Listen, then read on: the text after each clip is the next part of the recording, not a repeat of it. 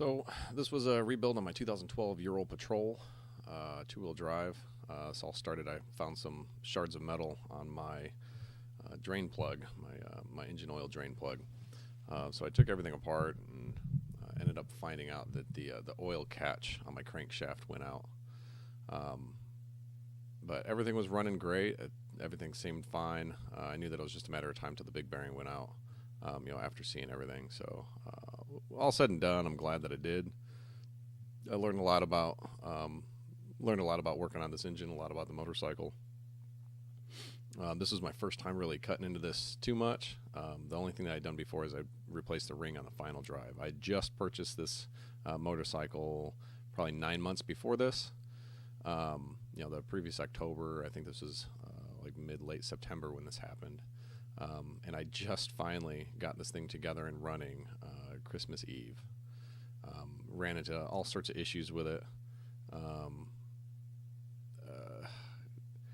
Lots of frustrations, lots of lessons learned. And so this is my video of the rebuild from start to finish.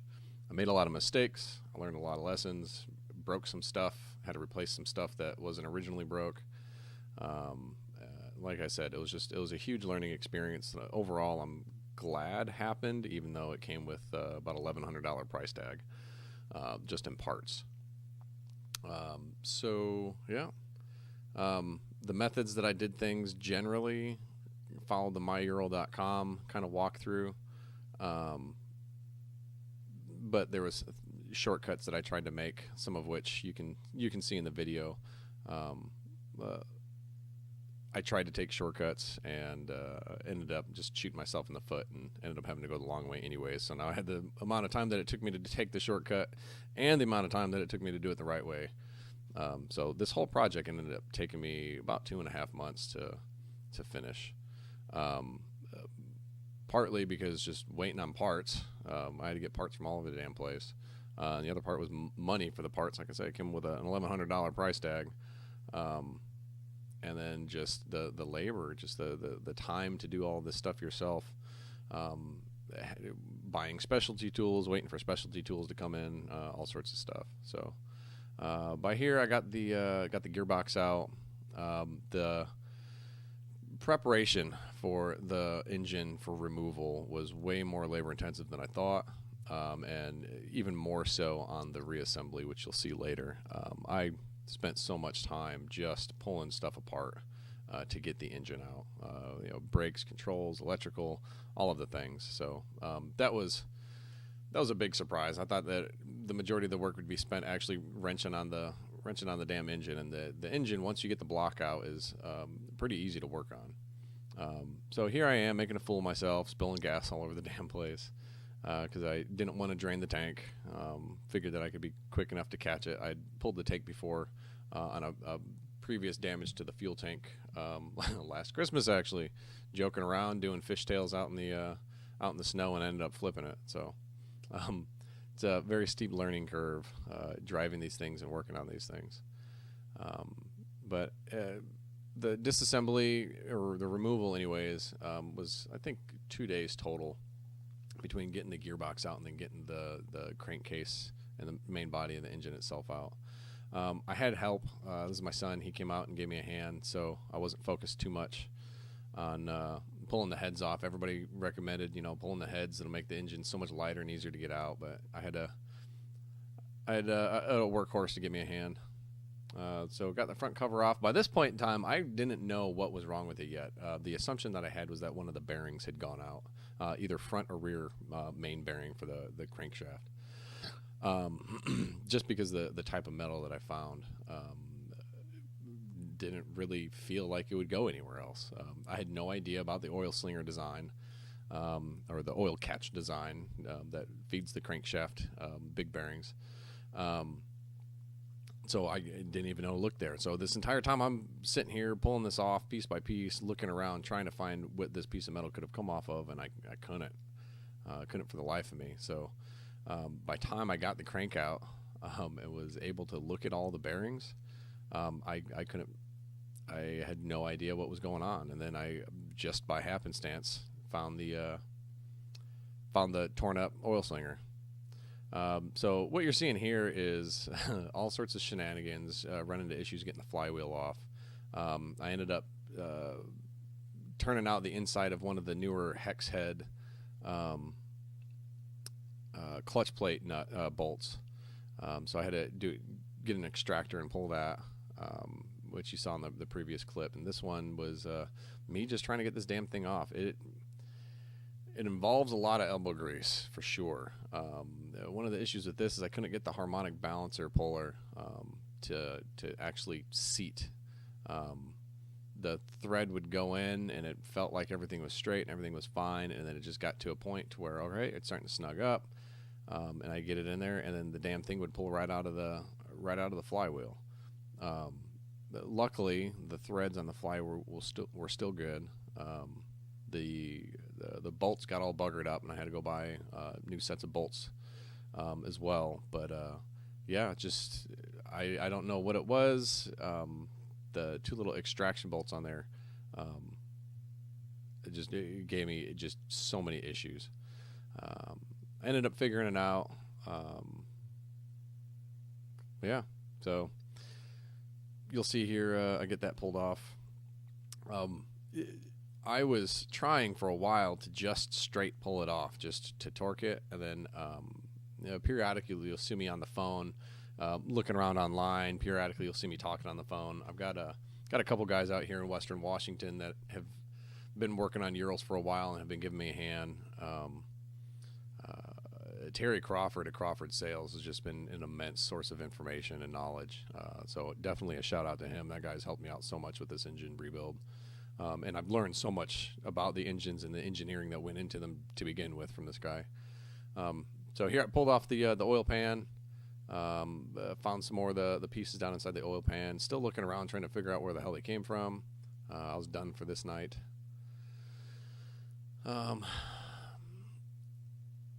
And so here I'm on the phone actually talking with a buddy of mine local, trying to talk to him about I think I was talking about the camshaft. I can't remember what the hell. Oh no, I was talking about the pistons, getting the pins out of the pistons. So he had given me some recommendations, so I didn't have to buy any specialty tools. Here I'm trying to fart my way through this thing. But yeah, the engine, the more and more I took this thing apart, the more and more I realized exactly how crudely made these are. I'd been shopping around for a Ural for like 4 or 5 years. I knew I wanted a carbureted one. I knew that I wanted dual drive. I knew that I wanted one with relatively low miles, but not so low of miles that you question the maintenance on them. Because I mean, especially with the carbureted versions, these things are made to run, and people will sit them in their garage for months or years on end. And so I knew what I wanted, and I finally found one. It was a Patrol that the old man who owned it before me had dumped a stupid amount of money in, pretty much bringing it up to the status of a gear up.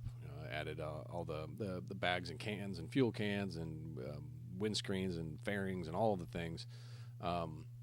Spare tire holder, all this stuff. He added all of it to it. So I ended up getting almost a gear up for the cost of a Patrol T, which is like the most basic two-wheel drive model that they had that year. Which was awesome, right? But my buddy Eric had let me know and warned me about the 2012s, that they fall into an area with a bad, he couldn't remember quite what it was. He said a bad bearing or something going on with the crankshaft. They were notoriously bad for such and such.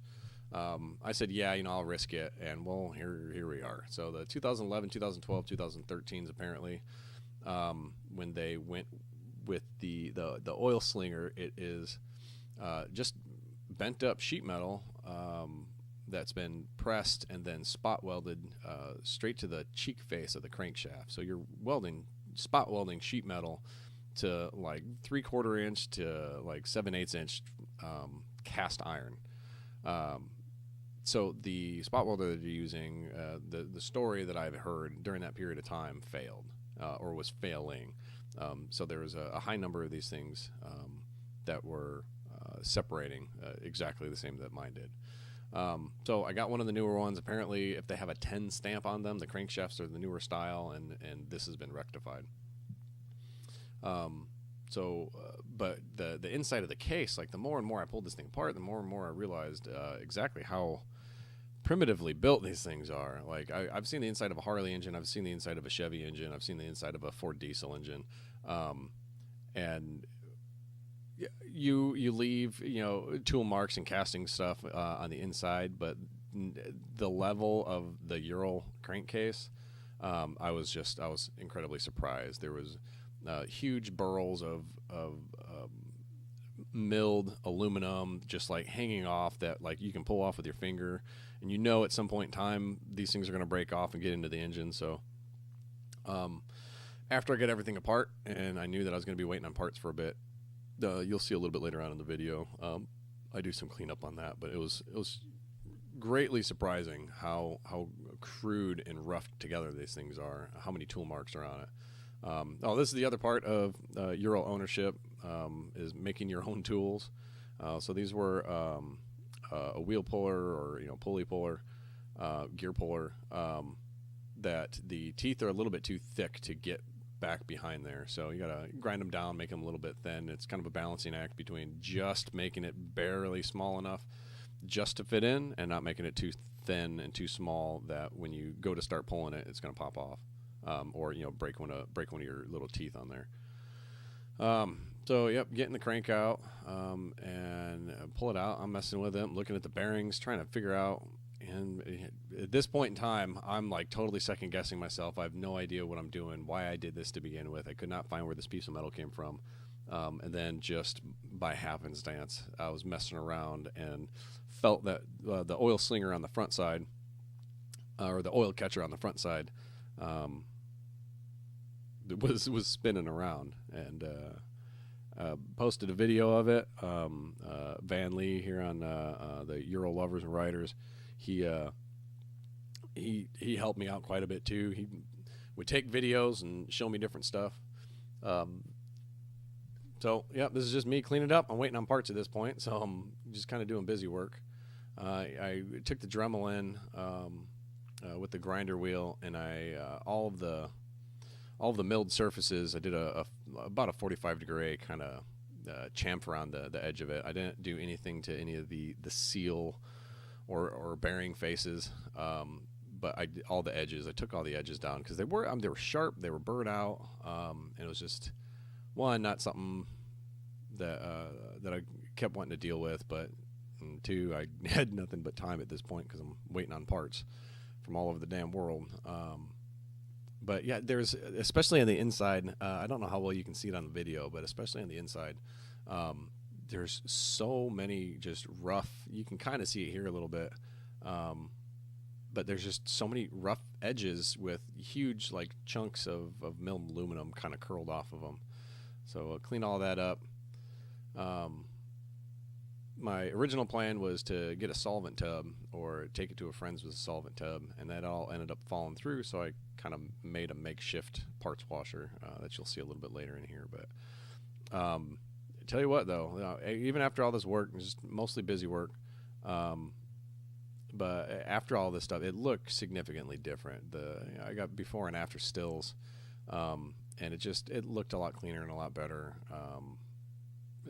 Mostly aesthetics, but and I had a chance to use that Dremel. I cleaned up some of the tool marks on the outside of the cases as well. I mean, you can see them by looking at your own Ural engine. You've got rasp marks and grinder marks and crap all over the aluminum case. So I just kind of went in and softened things up a little bit. A lot of the casting seams, where the two pieces of a cast come together, they leave those rough, and so you get like big shark fin kind of deals coming out all over your casting. So I just went through, kind of cleaned everything up. What you just saw there was the two oil ports underneath at the bottom. They go down to they drop into the oil pan. One of them was almost completely casted through, like it was a casting error. So I lost probably about 40%, 35-40% of the oil dropped through to the pan. Performance-wise, lifetime-wise, I don't know what it would have done, but I just went in and punched it out and then cleaned it all up with the Dremel. Here's my makeshift parts washer. Just used a water heater pan. Ended up putting a coffee can underneath the nozzle, and yeah, you see the coffee can there, and just rinsed it all off using Simple Green and engine cleaner. At this point, I had everything rubber off of it. I had everything not metal out of it. So parts washer, Simple Green, scrubbed it with a wire brush, rinsed it all out. Rinsed it all out, and then dried it off on my heater. Set it here on the heater for probably about 5-10 minutes. Just let it warm up to the point where the moisture would evaporate off of all the parts, and that was that. So here is the new crankcase. I was looking at it to make sure I had the 10 stamp. Pressed the new bearings on. Yep, fun stuff here.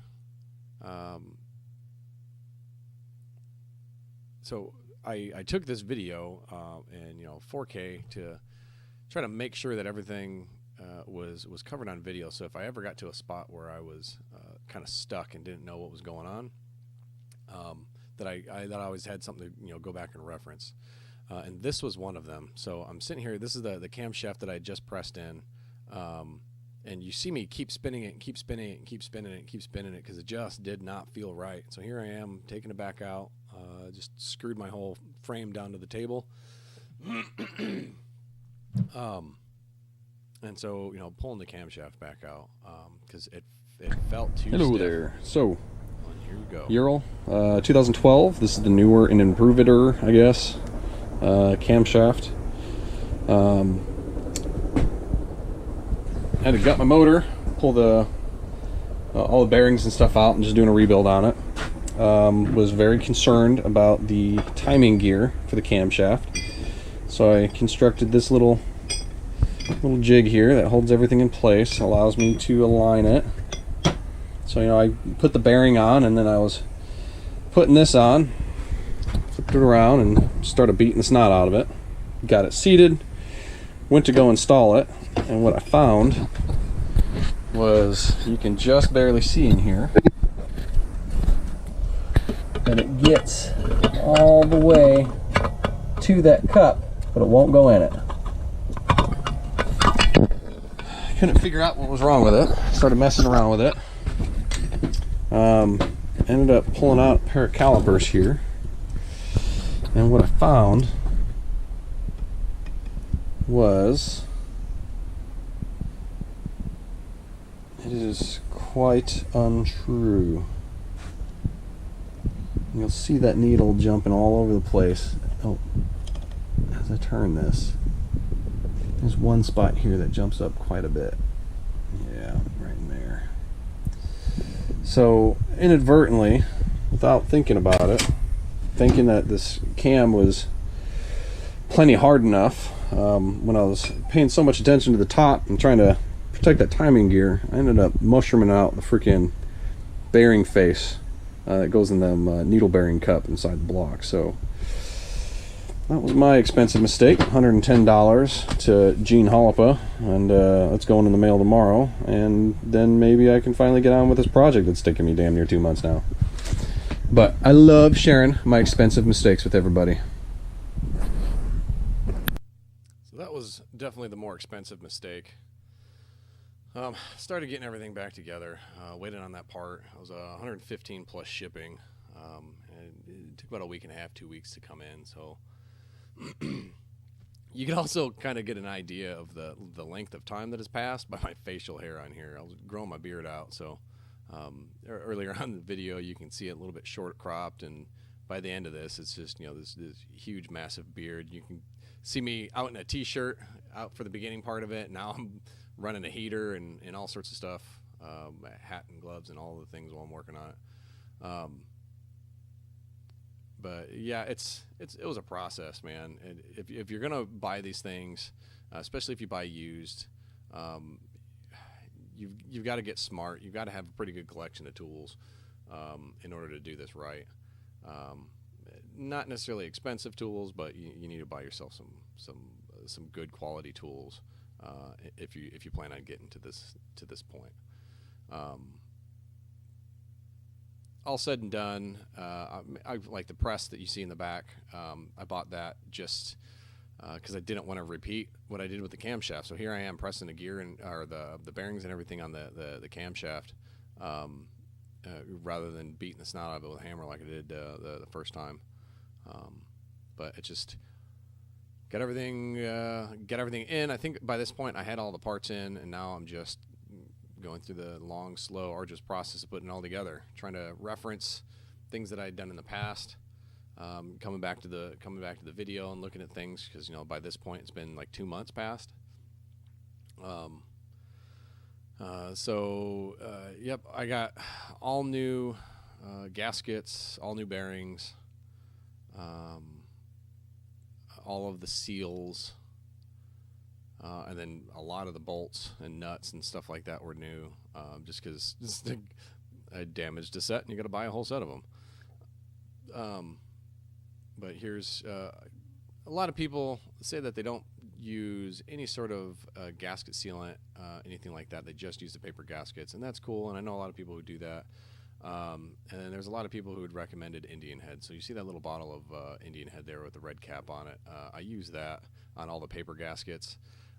It's just for me. It has worked. It has worked great. I've used it before. And yeah, so I use the Indian Head gasket sealer on everything, the gasket compound. There's that, and then the new head gaskets. I'll get to that in a minute too. The new head gaskets left me really, really disappointed compared to the old ones, and I ended up, after running into a bunch of issues, pulling the heads again and putting the old head gaskets back on, actually, because all the new ones available are these much thinner aluminum and composite that head gaskets that just feel really cheap. Both head gaskets ended up failing at the same spot. They chiseled through all of the composite compound and mesh and crap in the newer head gasket right into the valve lifter tubes. So both pistons on both valve lifter tubes failed. The head gaskets chiseled all the way through. Talked to IMWA. They said that it was likely damaged during assembly, which I could possibly entertain that idea, but it happened in both at the exact same spot on both pistons. They felt really cheesy, really cheap. I'm not perfect. You can see from this video I've made a lot of mistakes. But yeah, that was a point of contention that I don't think I walked away happy with. But yeah, so torqued down the head, did everything I was supposed to do. Everything was nice and smooth up to this point. So yeah, both the new head gaskets failed, and that was a grumpy day.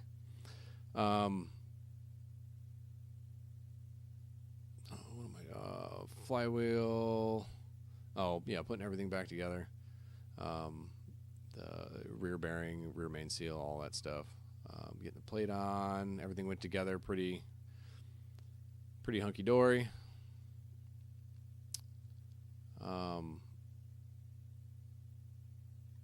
Oh yeah, I was checking to see what my torque was on this. Got that torque down, got the tab folded over. I think here I'm messing around with the clutch plates, trying to decide how I was going to do the clutch plates.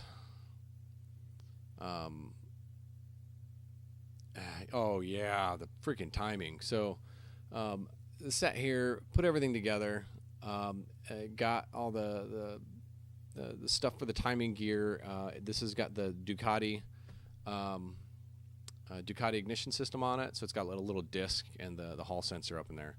And no matter what I did on this, it felt like the camshaft was not in all the way.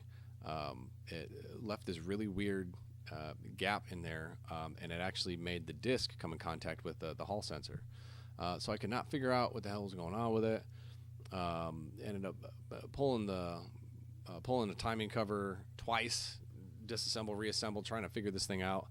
I couldn't figure it out. The camshaft was seated all the way in. The camshaft bearing was seated all the way in, and you can know all that because the retention plate on the timing cover, that seated all the way down nice and flush. So couldn't figure it out, so I ended up just shimming it. And I've put 1,000 kilometers on it since the rebuild, and I haven't had an issue with it. I checked it at 500 and I checked it at 1,000, and it still gapped properly with that shim I put in. So that's a Ural, I guess. So here the engine's put back in. I had a buddy of mine help me. It was late at night getting the actual engine into the frame, so I didn't have it recording. But now just the slow process of putting everything back together.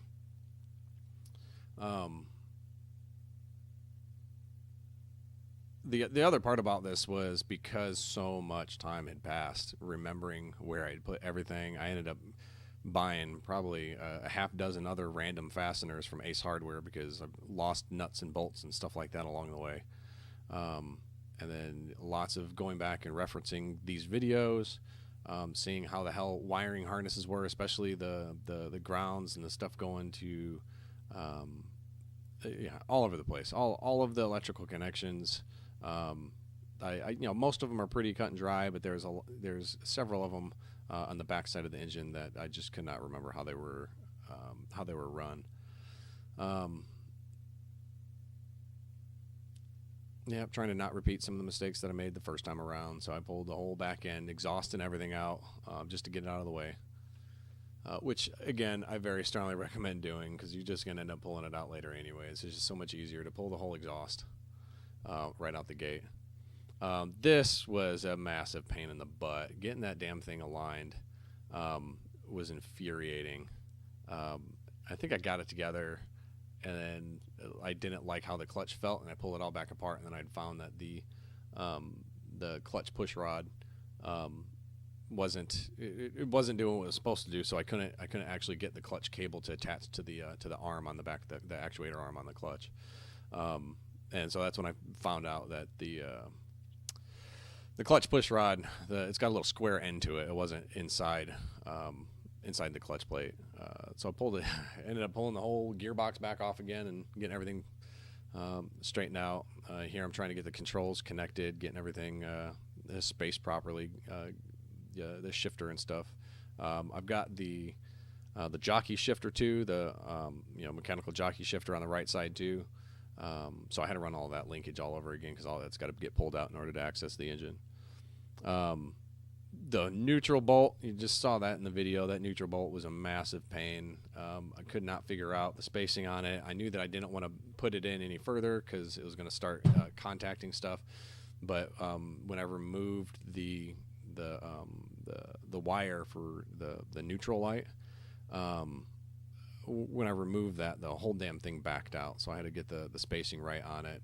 Van, again, helped me out. Ended up posting a video describing how to do that with just a battery and an electrical tester, and just figure out when it comes into contact, and get your neutral light little sensor in there squared away. Yeah, this is just the tedious stuff. This is the worst part. Like, by this point, I'm on cloud 9. The engine is together. I'm excited to hear it run. Nervous and anxious to see if I did everything right. But yeah, just slowly putting everything together. Because of how I stored these, so those are the carburetors that you see there sitting on top of the sidecar, inside the plastic bags. Didn't know how to, without disconnecting everything, and I really didn't want to, all of the throttle lines and stuff. So I just pulled them out, wrapped them up in bags to keep junk out of them, and then taped them and set them to the side. I was really concerned as the length of time went on, more and more and more and more. I was concerned about the fuel going bad inside the bowls, about stuff starting to seize and varnish and stuff like that and gum up. But I had added a considerable amount of seafoam to it right before this. So I knew that there was seafoam in the gas, and I knew that all the fuel in there had a good amount of seafoam in it. So I ended up second guessing myself on that when I first started up and started to run into issues. Really second guessed myself, but it ended up, the carbs were fine. The way that I stored it, everything was good with them. So yeah, just more. I think I'm doing a Kickstarter here.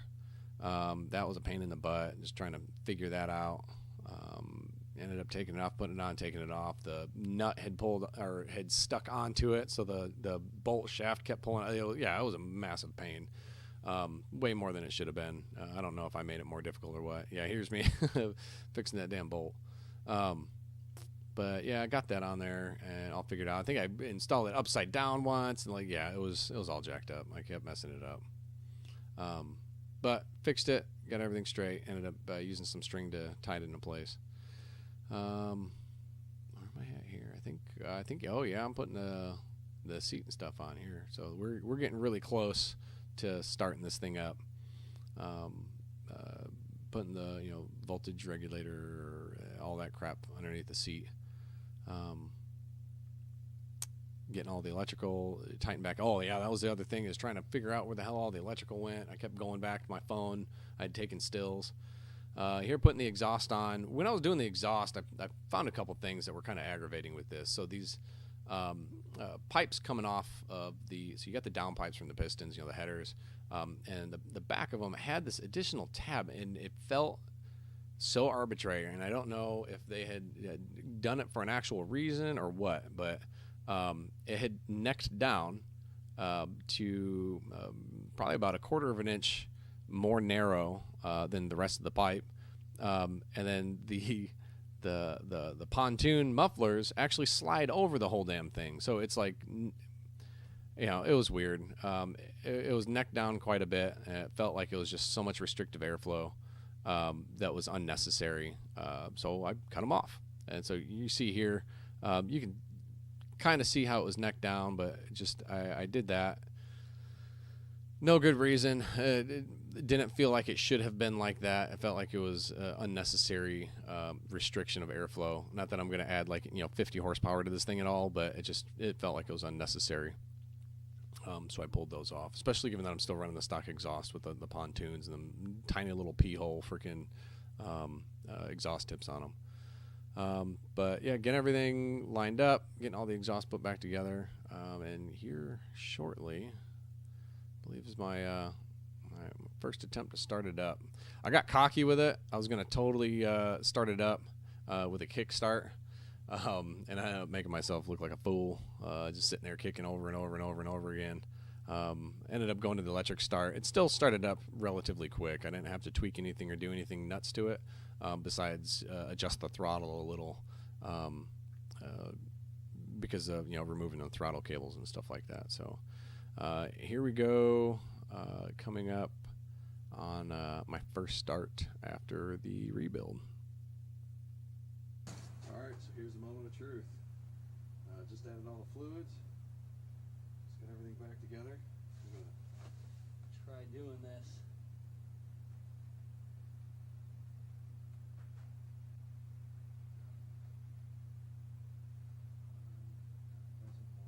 I'm gonna try kickstarting that. Dead cold. Just finished the rebuild.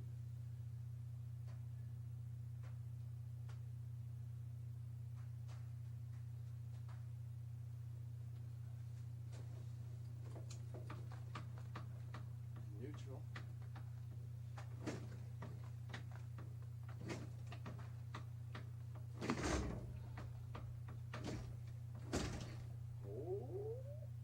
Yeah, I was pretty excited at that little rumble it gave. Oh, so close.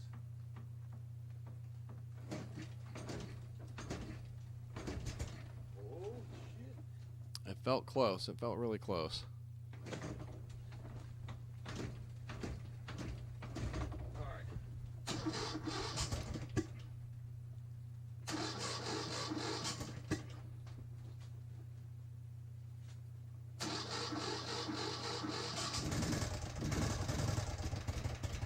Yeah, so I noticed a hell of a lot of extra noise coming off that left side, and it really concerned me at first. Oddly enough, after I put the stock head gaskets back on it, after the head gaskets blew, so I put like 20 kilometers on this bike after this rebuild, and both head gaskets blew. So I put the original head gaskets back on, and not only did all the problems that I have fix themselves, but this sound went away. I can't describe it. I don't know what's going on.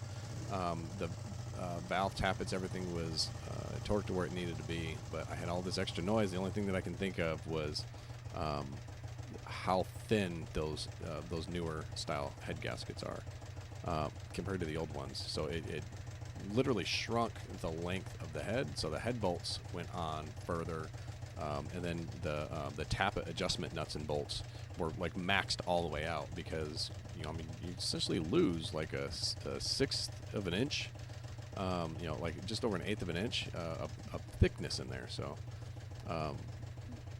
and then without losing any length off of your lifters. So. But it start and it ran,